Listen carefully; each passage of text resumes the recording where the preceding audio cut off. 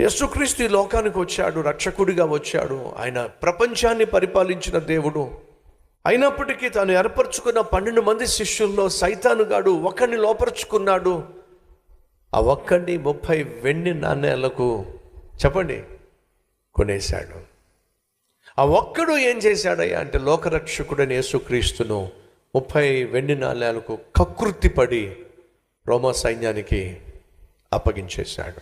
అనగా బయటికి మనిషి ఎంత చక్కగా కనిపిస్తున్నా, ఎంత మంచివాడిగా కనిపిస్తున్నా, ఎంత అద్భుతమైన ఆత్మీయుడిగా కనిపిస్తున్నా, లోపల ఆ మనిషిలో ఉన్నటువంటి క్రూరత్వము, లోపల ఆ మనిషిలో ఉన్నటువంటి పాపిష్టి తత్వము మనిషిని ఏమైనా చేయిస్తుంది.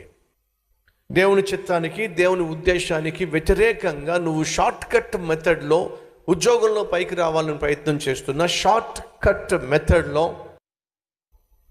ప్రమోషన్ పొందుకోవాలని ప్రయత్నం చేస్తున్నా, డబ్బు సంపాదించాలని ప్రయత్నం చేస్తున్నా, ఆస్తిపాస్తులు కూడబెట్టుకోవాలని ప్రయత్నం చేస్తున్నా,